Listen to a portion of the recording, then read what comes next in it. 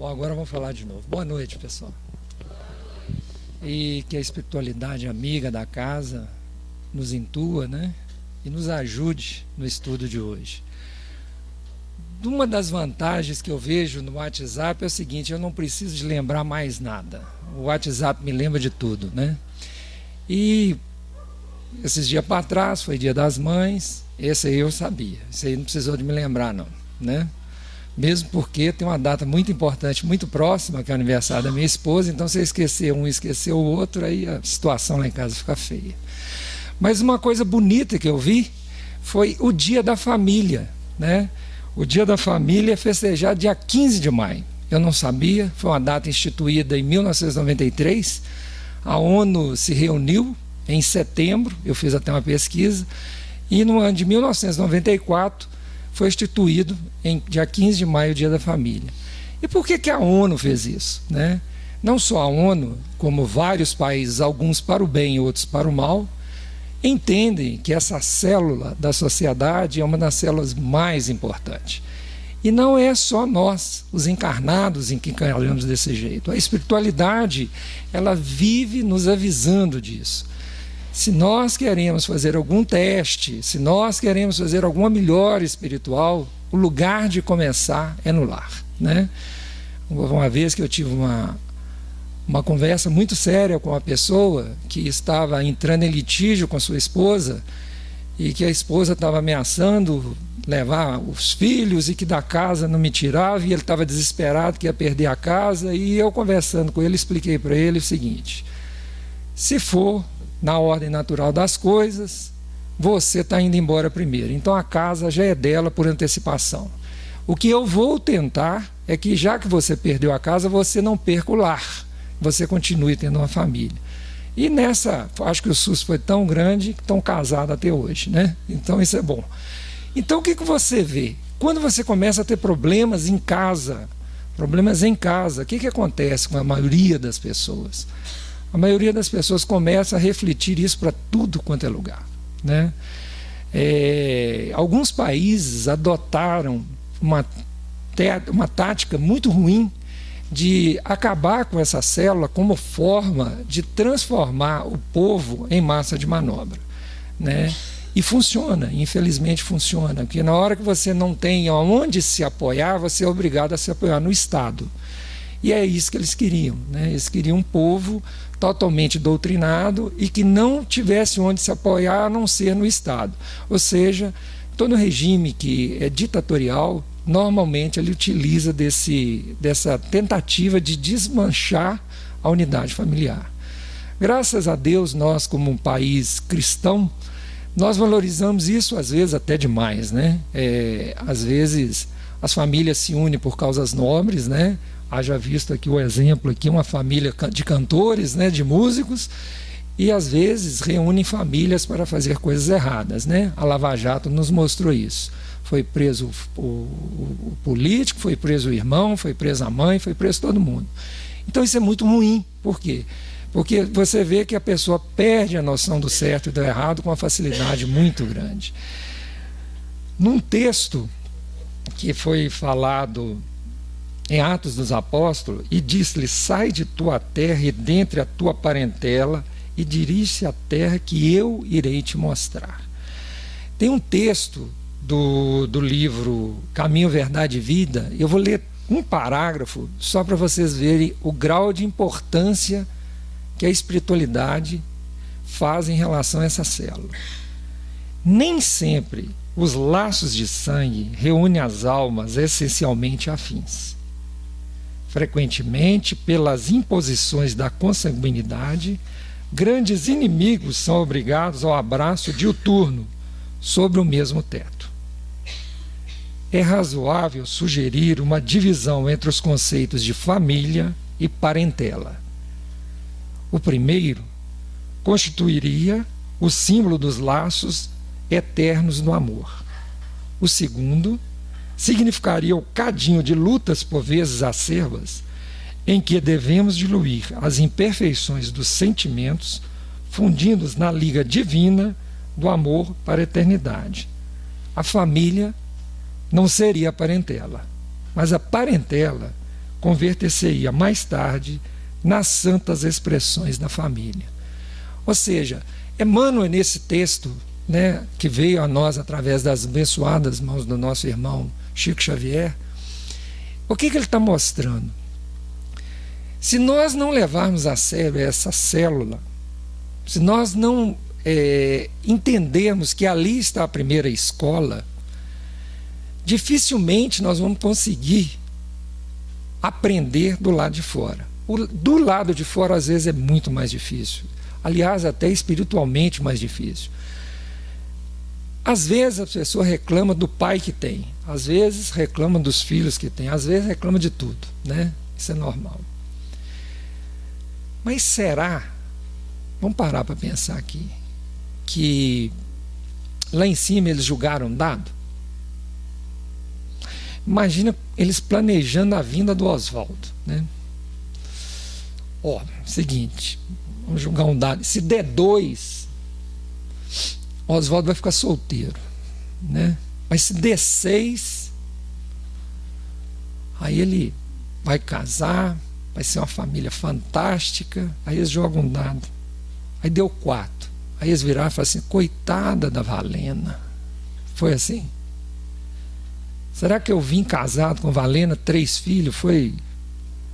Gente, não confunda com fatalidade. Está tudo escrito, vai ser desse jeito. Não é bem assim, não é disso que nós estamos falando. Mas se eu vim junto com a Valena, se Valena e eu temos 3 filhos, se um filho é de um jeito, outro é de outro, outro é de outro, tem um motivo de ser, não tem? Às vezes eu brinco com ela: o que eu deixei de fazer na encarnação passada para esse menino fazer isso? Não passa isso pela cabeça da gente? Mas é aí que está o gostoso da coisa. Essa experiência do dia a dia. É você conversar com um, aí esse te ouve, você conversa com o outro, ele ouve de forma diferente, você conversa com o terceiro nem ouve. Aí você fala: mas o que eu falei de errado? Mas esse dia a dia. E a família distante? Aquela família que já não mora junto com você, igual o meu caso. Eu tenho um irmão que mora no Nordeste, um irmão que mora no Espírito Santo, minha irmã que mora em Santa Catarina, meus pais também estão lá. Como é que faz? Será que a situação, o que acontece com eles, chegam até a mim? Chega. Telefone, WhatsApp. As famílias hoje brigam pelo WhatsApp, não é verdade? É muito engraçado. É muito engraçado isso, né? Porque quando alguém falece, vira santo. Aí a família toda vai junto, todo mundo reconhece. Mas o outro faz um comentário que era para o outro, né, pensar antes de responder, o outro já responde de uma vez, porque está longe, não vai tomar um tapa, né? E qualquer coisa desliga o celular e fala que não viu, né? Põe no modo avião. E aí as famílias ficam brigando ali pelo WhatsApp, daí a pouco sai do grupo, né? Mas daí a pouco volta, porque quem sai do grupo sofre, porque todo mundo fala dele. Aí pega e volta para o grupo, para não falar. E é verdade. Então, esse cuidado, esse zelo de você continuar conversando, não interferindo, mas ajudando e aprendendo principalmente com a família é muito importante.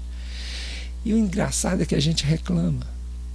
Quer ver? Vamos fazer um teste aqui, vamos falar uma coisa que todo mundo domina muito bem: matemática, né? Matemática todo mundo gosta, né? Se olhasse para a cara de vocês agora, vocês iam destampar aí. Então, pode ser português. Prova de português, que é mais fácil, porque todo mundo aqui fala português, sabe ler e escrever. Tinha graça uma prova de 30 pontos, o professor falar: quem escrever o nome correto já ganha 20 pontos de cara. Você não ia nem estudar para a prova. E a hora que você vem na primeira prova, que é a espiritualidade que te dá, que é a família, a primeira coisa que acontece, o que a gente faz? Reclama. Quer jogar toalha. Eu estou certo ou estou errado? Ou é só eu que jogo a toalha de vez em quando? Você quer jogar a toalha. E por que isso? E o legal é que à medida que você vai estudando, você começa a ver que a sua família é o seu melhor para quê? Né? Porque a gente não... uma coisa que eu aprendi com a Estela, aliás, era para a Estela estar aqui, ela pediu para eu vir, viu, gente? Se qualquer coisa, vocês brigam com a Estela. Então, aí a Estela mesmo falando, né? Falando, não é porque, é para quê? Então, para que está acontecendo isso agora? O que eu vou aprender com isso? E você perde, todos nós perdemos uma chance de ouro de aprender com aquele momento. Alguém aqui tem um familiar difícil? É só eu. Ah, tem, todo mundo tem, né? E é legal. E quem não tem, por que não tem? Você sabe por que você não tem? É porque você é o difícil. Né? Então é bom ter um familiar difícil. É bom, é sério. Porque se você tem um familiar difícil, a chance de não ser você o difícil da família é maior. Isso ajuda. Então é interessante que quando você tem uma pessoa difícil e a turma descobre que ela vai estar na festa, a festa começa a esvaziar. E devia encher. Aquele é o momento da prova, aquele é o momento do aprendizado. Entendeu? E a gente não quer ir, não quer aquela coisa, aquela bagunça. Eu estive numa festa que o parente difícil estava presente e eu sentei na mesa com ele. E estava indo muito bem, até que o pessoal resolveu testá-lo. Isso é uma bobagem que você deve fazer com o parente difícil, né? Não se deve testar o parente difícil em público. Por quê? Porque ele não sabe que ele é o parente difícil. Ele nunca vai dizer, E ao testá-lo em público, o que vai acontecer? Não vai dar para os narizes. Aí lá vai eu fazer atendimento fraterno, andar com a pessoa, acalmá-lo. Por quê? Porque, por incrível que pareça, dessa vez não era culpa dele. E esse é o problema. A gente vai colocando as pessoas dentro de pacotinhos, né? Então esse é o parente difícil, essa é a tia engraçada, esse é não sei quem. E você? O que é você? Você é o cara do pacote, então. Você é o cara que empacota as pessoas. Isso é muito difícil, gente. E aí a gente vai ali naquela convivência, e esse cadinho onde que a gente está tentando nos relacionar, ele está ali nos lapidando. Aos pouquinhos, tira uma coisinha daqui, tira outra dali. Você já reparou que quando você pensa a respeito daquela briga, daquele Natal que foi lá 8 anos atrás, você morre de vergonha. Mas no dia da briga você achava que você estava morrendo de razão. Você falou, eu tinha razão naquele dia, agora você morre de vergonha. Nossa, que papelão que eu fiz. Para isso é que serve a família. Para você fazer papel feio em casa, aprender, para a hora que você chegar na rua, você já está melhor um pouquinho. Não acredita que você vai estar bom, não. É melhor um pouquinho. Então, quando eu falo sobre isso, deixa eu pôr o relógio aqui, senão eu fico aqui 1h30 falando com vocês vão começar a estar sono. Quando eu falo sobre isso em relação à família, é muito interessante. Por quê? Eu converso com minha esposa e falo, olha, tal festa assim, se eu puder não ir, eu não vou, tá? Ela fala, você vai, então eu vou, né? A gente vai acompanhando. Eu vou, Por que eu não vou? Porque, na verdade, quando a gente fala isso, nessas horas você começa a aprender. Porque se eu quero desenvolver paciência, eu tenho que me expor a situações que vai me tirar a paciência. Lógico que eu não sou um cara assim que adora sofrer. Mas o fato de eu tentar me recolher, me trancar no quarto no final de semana para não participar de nada, isso não vai fazer de mim uma pessoa melhor. Porque se eu fizesse isso, pelo menos, e pegasse um livro para ler, né, até ia, mas eu fico de frente à televisão, perdendo meu tempo. Então, gente, já que eu não vou ler um livro, que eu vou direto para a prova. Tá certo? E é prova com consulta, porque se a coisa estiver ruim demais, eu saio de perto da pessoa e consulto uma outra. Eu falo assim, fulano, me ajuda aqui. Não rifa ele para mim, não. Entenderam? E aí você vai, e esse relacionamento, esse dia a dia. Casado. Vamos falar de família, vamos começar a família do jeito normal, né? Porque se a gente começa a família já engravidando, aquela coisa toda, aí você já começa no atropelo, em vez de entrar 2, já entra 3 de uma vez, né? E aí já é mais complicado. Mas então vamos começar mais fácil. 2, só 2. Casado. Todo mundo jura de pé junto que a pessoa com quem ele casou, depois que casou, mudou. Mudou? Por que ele não continua mudando? Ele só mudou depois que casou. Será que mudou? Ou foi a visão que a gente tinha, aquela visão idílica, né? Aquela coisa, olhava para a pessoa assim, aquele olhar apaixonado, aí tudo podia, o sorriso era maravilhoso. Agora reclama até do jeito que a pessoa sorri. É ou não é? Mas o que é isso? Isso é eu projetando no outro aquilo que eu gostaria que ele fosse e ele ainda não é, né? E aí eu brigo com o outro, como se ele tivesse culpa. A culpa é minha. Eu estou no segundo casamento, para vocês verem que docinho de coco que eu sou, né? Estou no segundo casamento. E eu quase enfiei os pés pelas mãos no segundo casamento. E no segundo casamento, quando eu vi que a coisa estava ficando um pouco feia, eu me tranquei no meu apartamento em Belo Horizonte, porque a família ficava em Varginha, eu lá em BH trabalhando, e eu morava no nosso apartamento lá, que a gente morava junto quando ela veio para Varginha com as crianças. Aí eu me tranquei lá no apartamento, nem acendi luz. Sabe quando você entra dentro do apartamento, nem acende as luzes? E assim, eu não toco igual o Quinca não, mas eu dedilho alguma coisa no violão. E eu fiquei ali sentado, com luz apagada, brincando no violão e pensando, ô gente, o que essa mulher tem que ela não me serve? Sabe o que ela tinha que não me servia? O marido que ela escolheu.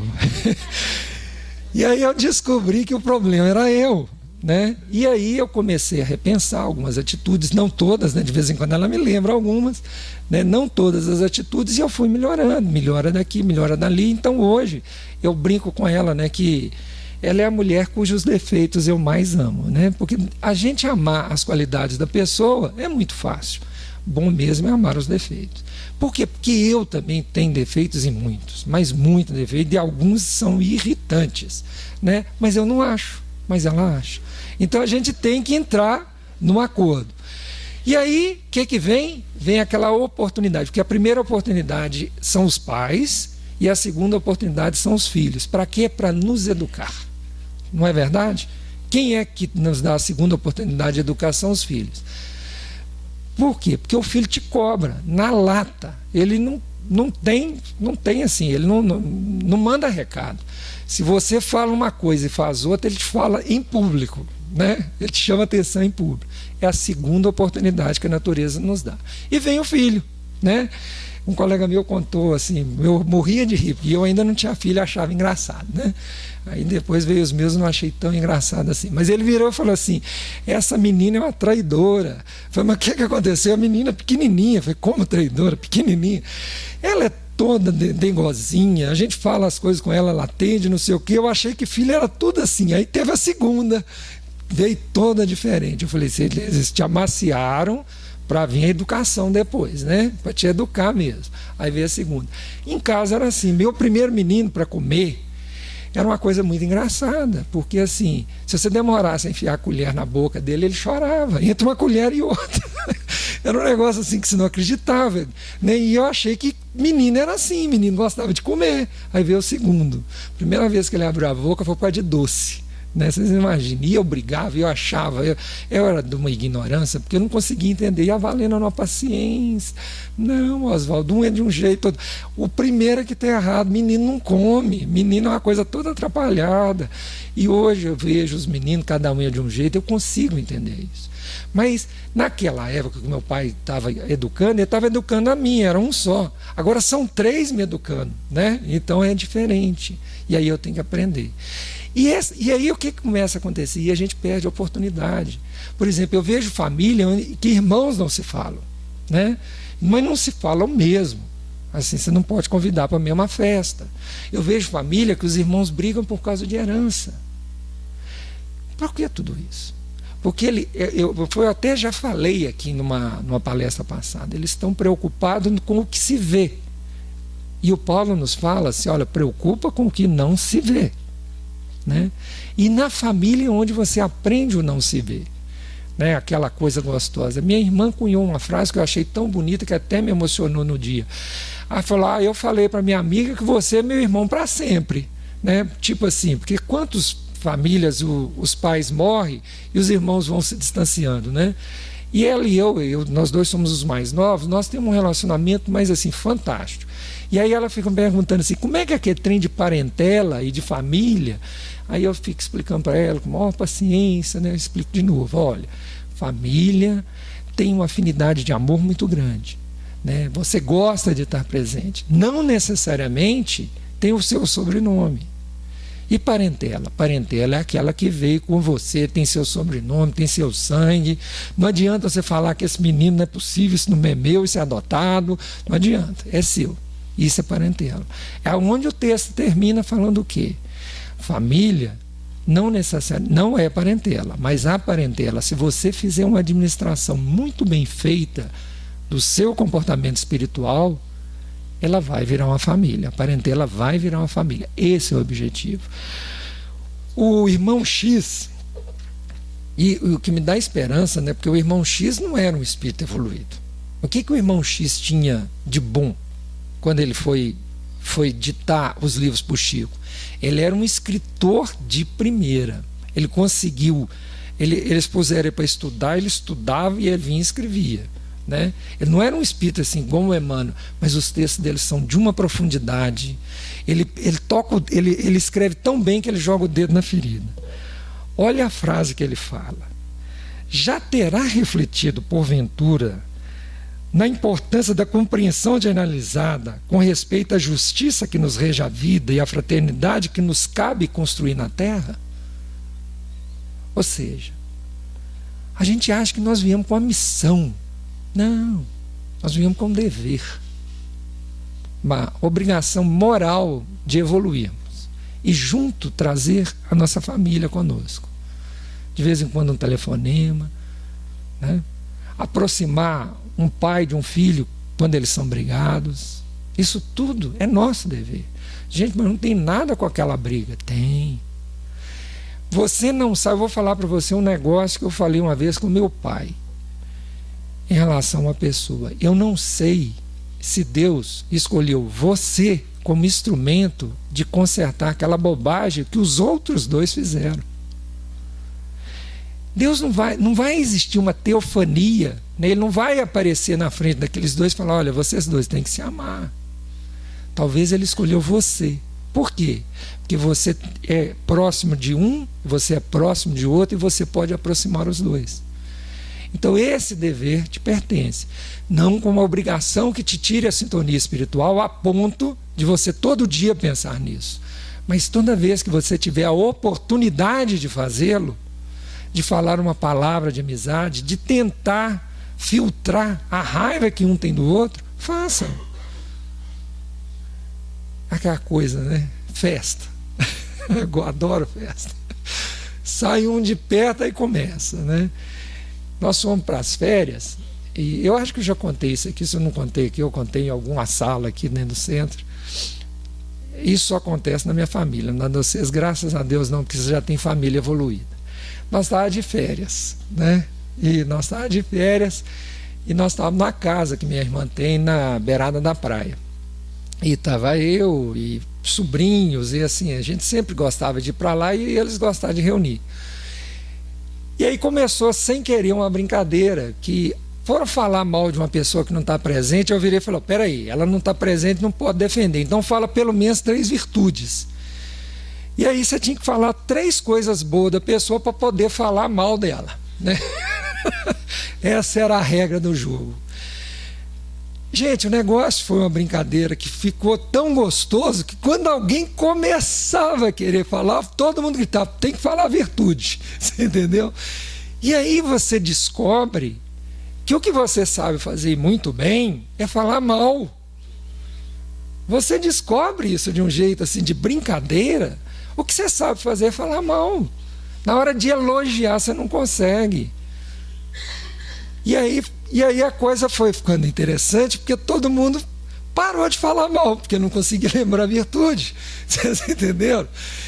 E o que me deixou mais encantado é que quando nós fizemos essa brincadeira, meus sobrinhos, eles eram adolescentes. Eles não eram, né, agora estão casados. E eu, coisa de 1 ano, 2 anos atrás, meu sobrinho, o mais novo, virou para mim: ô tio, você lembra daquela vez que para a gente falar alguma coisa de alguém tinha que falar bem?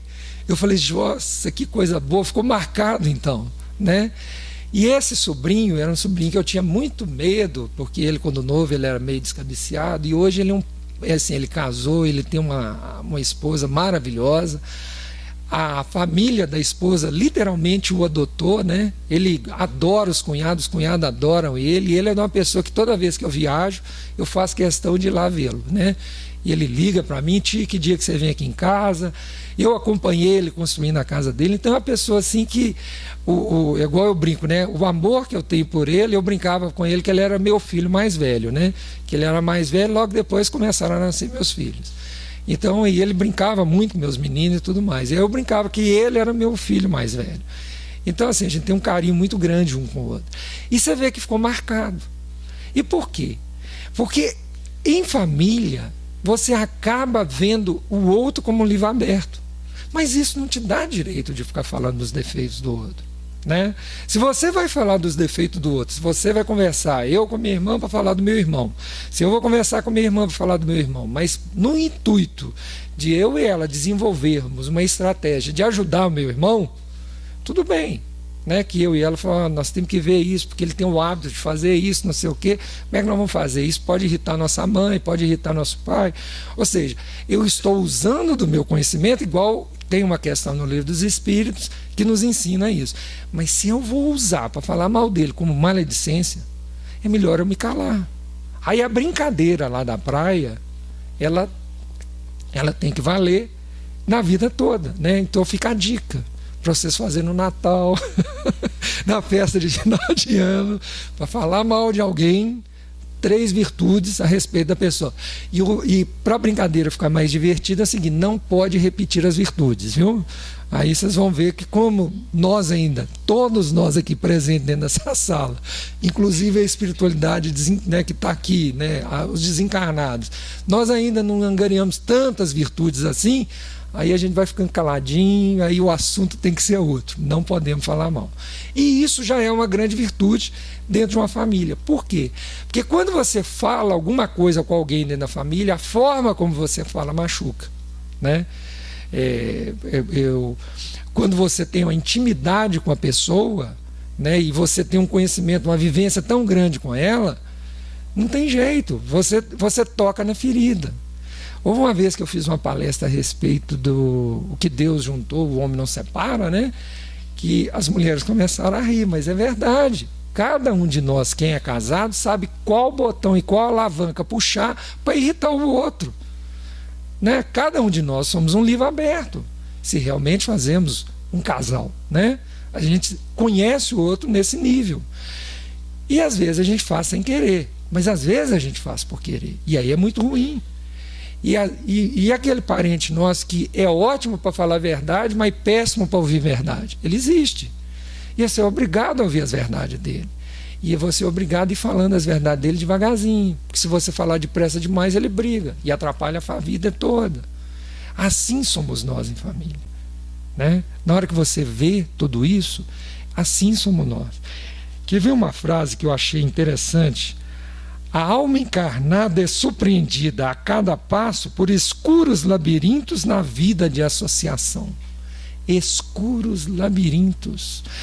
Por que ele fala escuros labirintos? Você já reparou? A minha mãe, ela é joia. Minha mãe, ela é uma jovem de 88 anos, né? Aprendeu a usar Facebook, aprendeu a usar o WhatsApp.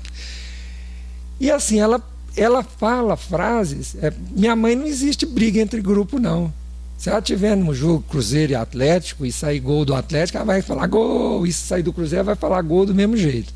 E é perigoso ela falar gol no grupo errado. Assim, ela não tem isso com ela. Então, assim, se tem uma briga entre família e ela tiver que mandar mensagem para o grupo errado, ela manda. Porque, tadinha, né? Ela já sabe usar o WhatsApp, já sabe usar o Facebook. Eu acho que ela já fez até demais. E além disso, saber filtrar as mensagens, nossa, é muito. Mas ela tem uma coisa interessante, ela não guarda rancor, sabe? Não tem essa com ela, não guarda rancor. Ela fala e tudo, mas logo em seguida está abraçando, logo em seguida está ajudando. E se precisar ir lá visitar fulano, ela vai, mesmo que fulano brigue com ela, né? Ela vai lá, visita. Ela fez uma visita para uma pessoa, um amigo nosso que foi vizinho, eu lembro disso porque eu era adolescente, vizinho nosso, morava realmente vizinho mesmo, né? E falava que ele adorava, que ficava eu tocando violão, minha mãe cantando. E ele ficava no quarto, né? Tinha um muro, ele ficava no quarto, ela adorava ficar ouvindo. Minha mãe cantava muito bem, né? Ela tinha uma voz muito afinada, e eu nem tanto, né? Mas ela cantava. E aí ele ficava ali. Esse senhor, tadinho, ele agora no final da vida, ele teve, como é que chama, que fica paralisado? É tipo um derrame, uma coisa assim, né? O detalhe da doença não interessa, mas ele não conseguia falar direito. Na hora que... Aí minha mãe fez questão de visitar, né? Ela fez questão de ir lá visitar. Minha mãe tem isso. Na hora que ele chegou, ele se emocionou demais, ele não estava reconhecendo as pessoas, reconheceu minha mãe e tentava pronunciar o nome dela, aquela coisa toda. Minha mãe é desse jeito. Mas para ela fazer uma frase que a turma começa a brigar numa festa de família, ela fala, e sem querer. Aí eu, como filho, vou lá, abraço, tiro ela do ambiente, né?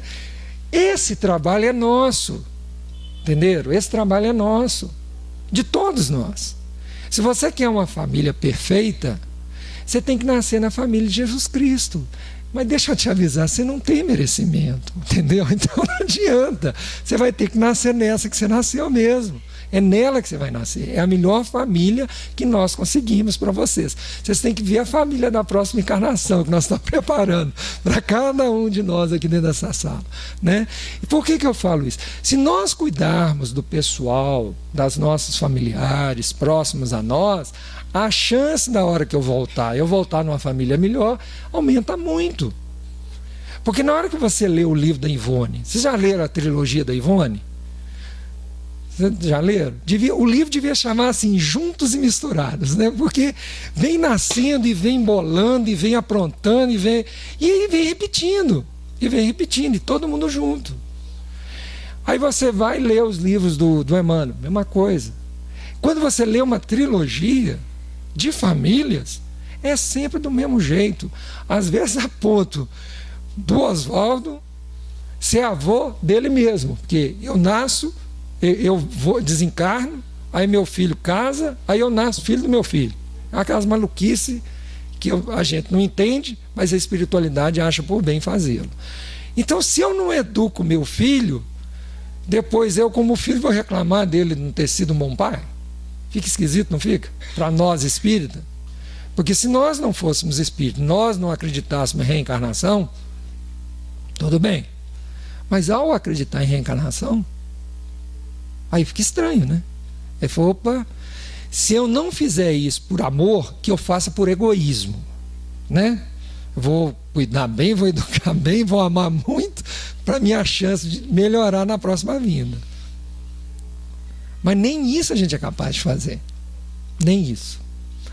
E aí, na hora que você vai lendo aqui, ó, olha a frase. Eu adoro o irmão X. Ele escreve muito bem. Habitualmente, renascem juntos sobre os elos da consanguinidade aqueles que ainda não acertaram as rodas do entendimento no carro da evolução, a fim de trabalharem com o abençoado buril da dificuldade sobre as arestas que lhe impedem a harmonia. Então, aquelas brigas que você tem em família, é esse fenômeno aqui que está acontecendo. Por isso que eu falei, família é o primeiro lugar, né? Primeiro o pai tenta nos educar, depois os filhos tentam nos educar, e depois a família está nos educando o tempo todo. O tempo todo. Quando você começa a falar de família, a gente fica assim... É fácil falar de família, né? Por quê? Porque toda família tem problema, toda família é boa, toda família é ruim. É ou não é? Ou é só a minha? Né? Toda família é assim. Agora, é interessante que algumas famílias, elas são mais harmonizadas. O que será que elas fazem para ser harmonizada? Aí você começa a conversar e você descobre que eles se amam. Você sente amor na família. Se respeitam. Se ajudam. Gente, ajudar não é sustentar, tá? Não confunda as coisas, né? Se ajudam. Um orienta o outro. Quando vai fazer um comentário a respeito de um comportamento, faz de uma forma respeitosa. Isso é impossível de fazer? Para pensar. É uma coisa assim impossível de fazer. E é estranho que na hora que eu falo, né, de vez em quando a gente está fazendo estudo aí, eu falo que eu gosto dos luminares que você tira de dentro da Bíblia.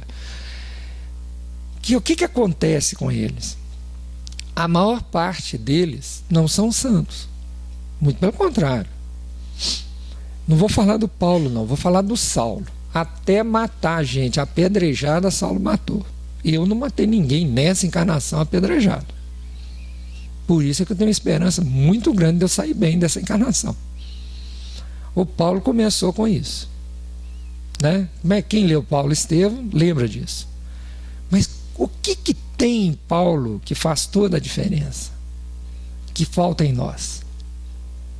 Vocês conseguem chutar, fazer igual o Fred?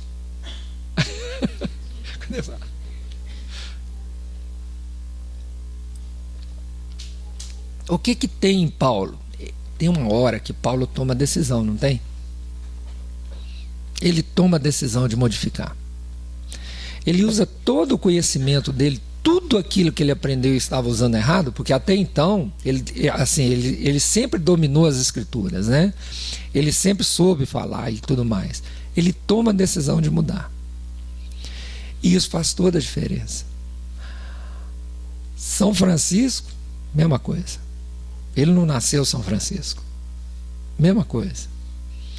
Moisés matou lá o outro lá. Ele acreditou que estava fazendo certo. Vocês entenderam? Os apóstolos não querem falar deles não, porque fica parecendo coisa de lava-jato. Pedro nega, o outro trai, o outro só se me mostrar as feridas, entendeu? Mas aí eles ficam com vergonha e tem aquele momento que eles falam, gente, espera aí, ele falou conosco que esse momento ia acontecer com cada um de nós. E aí o que ele faz? Eles tomam a decisão e mudam. Então, o que eu estou falando aqui? O que eu estou chamando a atenção de todos nós é, cada um de nós aqui dentro dessa sala pode escolher esse momento de decisão. Essa escolha pertence a nós. Sabe aquela ferramenta que Deus nos deu chamada livre-arbítrio? É para ser usado para o bem, né? De preferência. Nós podemos tomar a decisão de melhorar. Nós podemos tomar a decisão de transformar o meu lar num lugar melhor. Quem conheceu minha casa quando os meninos nasceram e conhece minha casa agora, eles vão achar que erraram o endereço, né? Infelizmente, eu era um poço de ignorância. O que eu posso fazer? Né? Eu era. É igual o Paulo fala, né? E do pior pecador sou eu, né? Na hora que ele vai falar. O Paulo, hein? O pior pecador é o Paulo. Ele falando. O que eu posso fazer? Eu fiz, eu errei. Só que agora eu faço certo. Procuro fazer certo, né? Procuro harmonizar aonde eu estou. E esse trabalho dá para cada um de nós fazermos. E esse treinamento em família é o melhor lugar para você treinar. Mas por que em família é o melhor lugar para eu treinar? Porque em família você consegue fazer a coisa com respeito, de uma forma mais amorosa, e você tem motivo para fazer isso. Por quê? Porque isso é igual animal, né? Você não vai sujar seu ninho. Você não vai sujar o ninho. Ali você quer paz, ali você quer sossego, ali você quer harmonia. E aí eu brinco com o pessoal, assim, o que é a melhor coisa para fazer em família? Eu falo assim, o evangelho no lar. A alegria que eu fiquei de uma mãe que chegou perto de mim aí, deve ter um ano que nós estamos fazendo um trabalho bacana, né, ajudando em algumas situações, e ela chegou e falou assim, nossa, tá tudo uma beleza, meu filho está harmonizado, aquela coisa toda, aquele carinho, né? Como se a gente tivesse feito alguma coisa. Na verdade, a gente só aponta uma escolha, né? Quem vem aqui na frente, não acho vocês que a gente já está fazendo o que a gente fala que não. A gente morre de vergonha de vir aqui. Pode perguntar para qualquer um, a gente morre de vergonha, porque às vezes a gente fala coisa que a gente ainda não faz. Isso é doído. Toda vez que você estuda um tema, a primeira pessoa que aprende com esse tema é você. Por isso que a gente fala, é estudo. Isso aqui não é palestra, não é estudo. Eu estou estudando junto com vocês um tema. Mas a gente aponta um norte. Olha, um evangelho no lar é uma boa forma de harmonizar a família. Ah, mas eu faço sozinho. Faço sozinho. Cristo veio ele mais quanto? Não veio só ele? Aonde que ele buscou a ajuda? Pedro buscou em Marte, né? Tiago ele pegou em Vênus, ou ele pegou aqui na terra as pessoas para ajudá-lo? Ele construiu uma família para trabalhar na seara onde? Aqui na terra. Você pode convidar pessoas para começarem a fazer evangelho no lar com você dentro da sua casa? Pode. Essa harmonia que a oração traz dentro da família é uma coisa que é interessante. Por quê? O seu discurso daquilo que você estuda, você colocando em prática, fazendo o evangelho no lar, em família, você começa a harmonizar todo mundo. E a coisa vai mudando, vai mudando, vai mudando, vai mudando. Então, quando eu falo assim, são coisas que nós, encarnados, conseguimos fazer. Desculpa. E aí, o que eles falam? Eles não dão a nós nada sobre-humano. Né? Tem vários provérbios. Deus dá a cruz, Deus dá o frio conforme o cobertor, né? Cada um tem a cruz que consegue carregar, ou seja, a gente não pode reclamar da nossa família. Por quê? Porque ali estão todas as condições do nosso aprendizado moral e espiritual. Silêncio, para a gente pensar. Cada um pensando na sua família. Está ou não está? Tudo que você precisa aprender de espiritualidade e de moralidade está lá dentro. Exemplos positivos e exemplos negativos.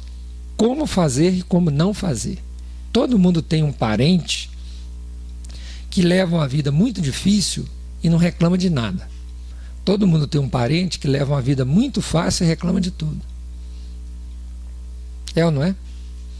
Família é isso, gente. Família é uma escola. Família, cada um ali está te ensinando alguma coisa, um pouquinho de cada coisa. Quer ver?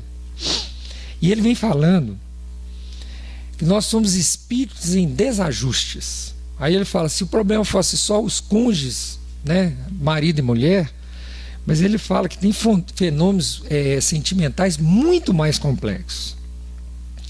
Pais que não toleram os filhos, mães que se voltam impassíveis contra os próprios descendentes, filhos que se revelam inimigos dos progenitores, irmãos que se exterminam. E aí ele vai montar. Aí ele usou um título aqui, que na hora que eu li eu me assustei. Ele falou assim, que nós somos mutilados espirituais. Ai, pesado, né? Ele falou assim, mutilados espirituais. E por que isso? Porque nós é que transformamos o lar numa trincheira de guerra.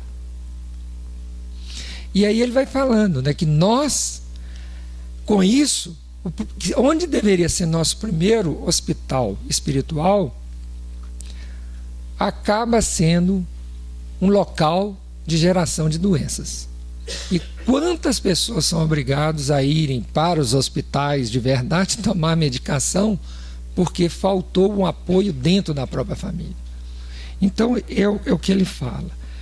E aí ele fala, mas esse amor ainda se encontra a maneira do ouro inculto, incrustado no cascalho duro e contundente do egoísmo e da ignorância, que às vezes matam sem intenção de destruir e ferem sem perceber a inocência ou a grandeza de suas vítimas. Foi o que eu falei. Na hora que você fala alguma coisa com a pessoa, te falta doçura para explicar. Fulano, vem cá, deixa eu conversar uma coisa que está acontecendo com você. De uma forma um pouco mais branda. Ou às vezes, emprestar o ouvido só para ouvir. Deixa para emitir opinião na próxima. Isso é a família. Aí a minha pergunta para cada um de nós aqui. A gente faz igual um texto que eu vou até passar de para casa para todos nós, porque toda vez que eu leio esse texto, eu me encanto com ele, né? A gente faz igual aquela orientação do Livro dos Espíritos. Todo dia, a hora que a gente põe a cabeça no travesseiro. Eu fui harmonia na minha família ou eu servi de discórdia? Será que a gente faz isso? Eu penso sobre isso? Será que eu faço um planejamento para o dia seguinte e falo, olha, tudo bem, eu fui discórdia, mas amanhã eu conserto isso? Será que a gente faz isso? O texto né, que eu vou deixar aqui de para casa para vocês, ele chama Examinemos a Nós Mesmos. Eu não vou ler ele todo não, porque vai ficar de para casa. Mas ele começa assim, ó: o dever do espírito cristão, do espírita cristão, é tornar-se progressivamente melhor. O dever é tornar-se progressivamente melhor. Alguém discorda disso? Não discorda, né? Está todo mundo balançando a cabeça. Nós não discordamos disso. Mas o que a gente faz? A gente não foca no positivo. Lembra da brincadeira das férias? Falar 3 virtudes? A gente não consegue, é muito difícil. A gente fica lembrando. Aliás, eu gosto muito de lembrar isso aqui. Isso é um vício nosso. Sabe aquela virtude que eu mal e porcamente adquiri? Eu adquiro uma virtudezinha, mas uma coisa horrorosa. Ainda nem tá assim, eu vou chamar de virtude porque o professor foi bonzinho e me passou com aquele 06 chorado, sabe? Eu vou chamar ela de virtude.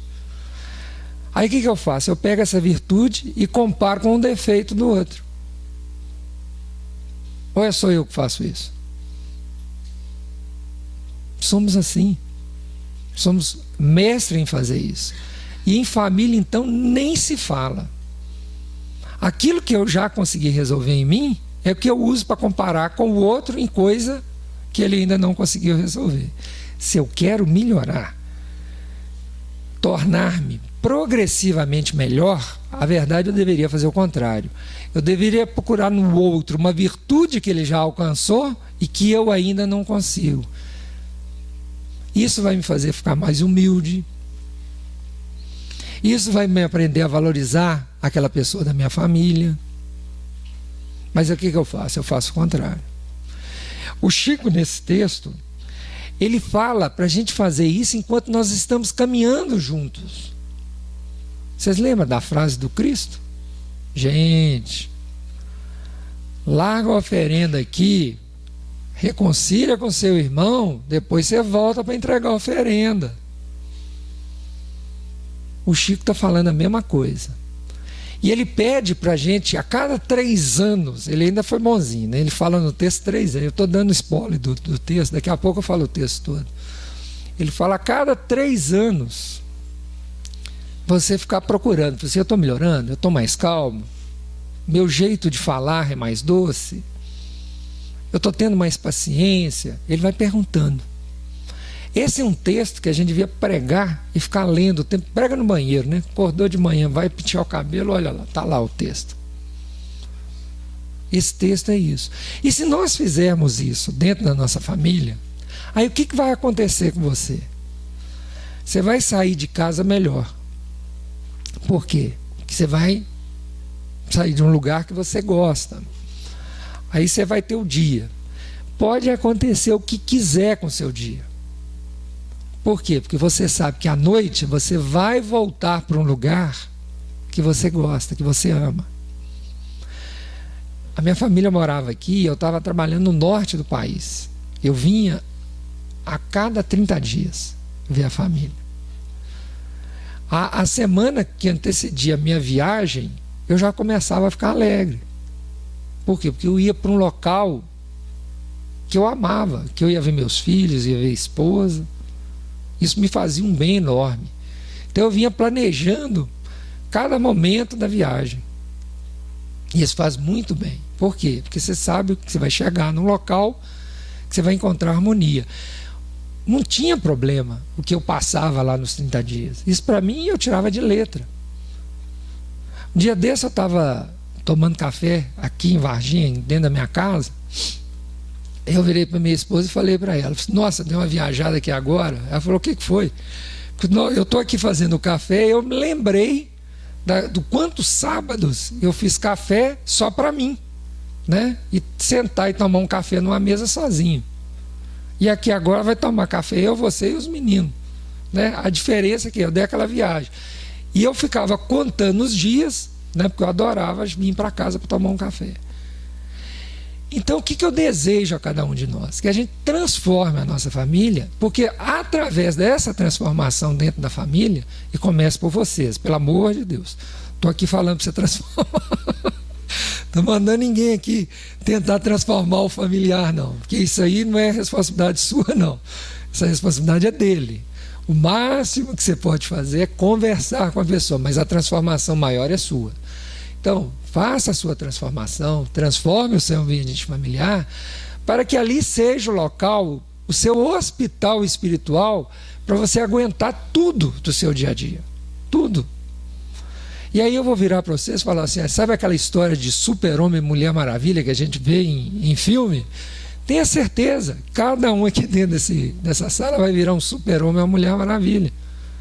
Porque quando você sabe que você tem um local para voltar, que você vai encontrar amor, vai encontrar carinho, vai encontrar compreensão, aí a coisa melhora. Só para fechar, que foi para mim um prêmio, um dia que meu filho falou assim, sem querer, ele falou, nós andando dentro do carro, e falou assim, mãe, meus colegas estão reclamando da família, uns negócios esquisitos, eu fico com uma vergonha, eu fico calado, eu não consigo nem imaginar como que eles conseguem falar isso. Nós nunca fizemos isso, ele falando, né? Tipo assim, os colegas deles, pela frase que ele estava falando, eram desajustes familiares, né? Aí eu falei com ele, olha filho, talvez seja até bom você falar, né? Para que eles, como filhos, talvez sejam eles o instrumento para modificá-los. Então é muito gostoso quando o retorno positivo vem dos filhos, né? E você vê, opa, alguma coisa de bom eu estou fazendo. Não é perfeito, não é certo, mas minha família é a melhor família, modelo 2018, primeiro semestre, que a espiritualidade maior deixou à minha disposição. Então eu não vou abrir mão dela, tá certo? E faço questão que vocês façam a mesma coisa. Espero, né, que o estudo da noite de hoje sirva para alguma coisa. Se alguém tiver curiosidade em ler, os textos que eu me apoiei foi o livro Caminho, Verdade e Vida, texto 62, parentela, No Reino Doméstico, que é o livro do Irmão X, esse aí do Cartas e Crônicas, e o texto que ficou de para casa para todos nós, é Examinemos a Nós Mesmos, do Chico Xavier e do Valdo Vieira, Opinião Espírita. Gente, que essa luz e essa paz que cada um sente aqui agora, né? Eu espero que cada um volte para casa, levando para o seio familiar e irradiando, né, essa paz para os seus familiares. Muito obrigado pela atenção de todos vocês e considero vocês a minha família na seara do Pai, tá? Muito obrigado.